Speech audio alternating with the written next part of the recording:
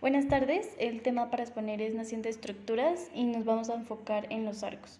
Los integrantes del grupo son Edison Danilo Celi y quienes habla Valentina Barrera Ortiz. Primero vamos a ver qué es una estructura. Una estructura es un ensamblaje de elementos que mantienen su forma y su unidad. La estructura en los temas de arquitectura e ingeniería civil se hacen referencia a elementos que cumplen una función para resistir cargas. Para esto cumplen la condición de estabilidad y equilibrio. Las estructuras como su primera condición se vinculan con movimientos de los edificios. Esto pues para evitar posibles derrumbes a causa de factores externos como el viento.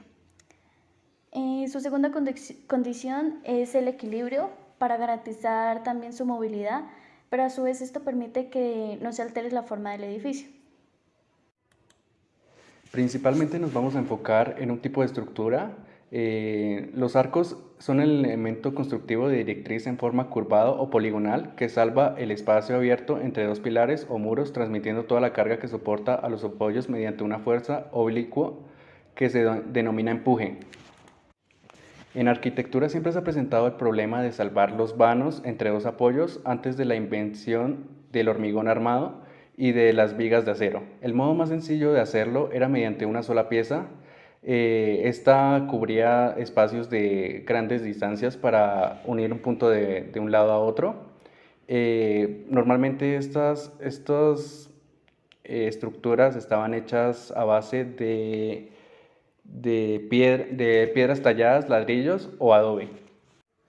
El arco principalmente se compone de diferentes vectores de fuerza, como es el efecto del arco, que de manera en la que el arco transforma, es la manera en la que el arco transforma las fuerzas verticales de la carga que soporta en componentes inclinados y las transmite en los apoyos de cada lado del arco.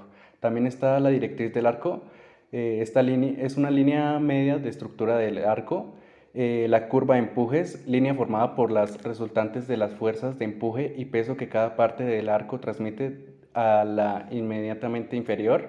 Esta fuerza principalmente es para conducir la carga y mantener la estructura estable y fuerte.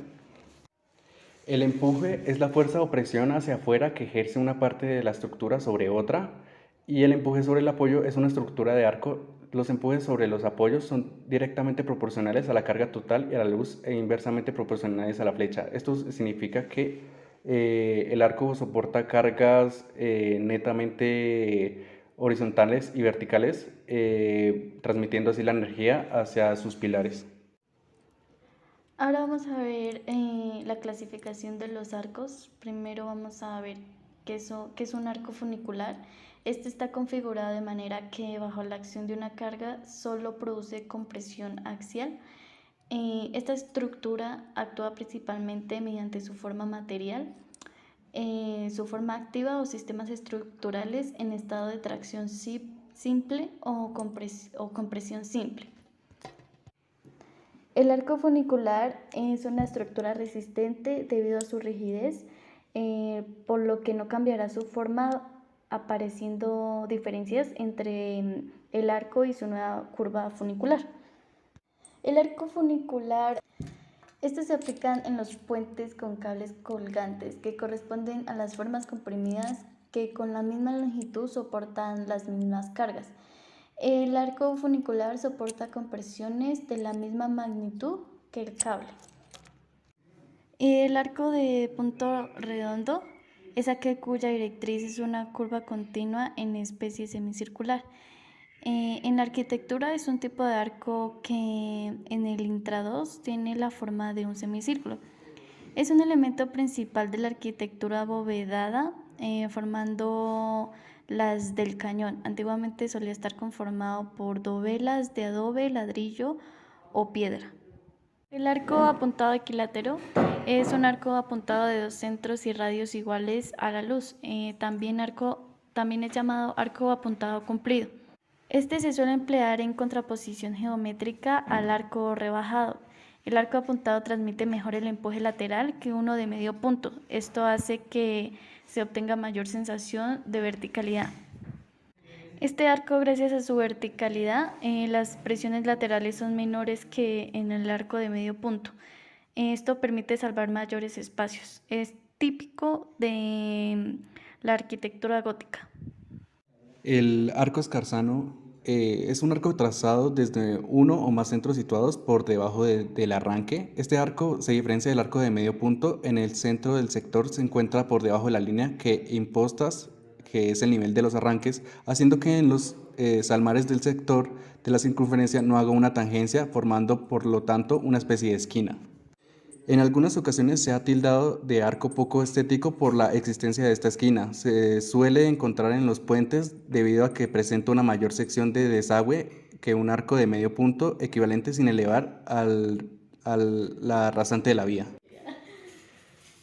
Arco carpanel de tres centros. Este arco está formado por tres circunferencias teniendo la clave de un radio mucho mayor que la de los arranques, así formando una tangencia en la que este tipo de arco rebajado simétrico que se forma a partir de él con el añadido de pequeños arcos en los extremos. Arco que tiene su centro en la línea de imposta para conseguir en ellos una forma redondeada formando por 3 o 5 o más arcos de circunferencia consecutivas, siempre impares.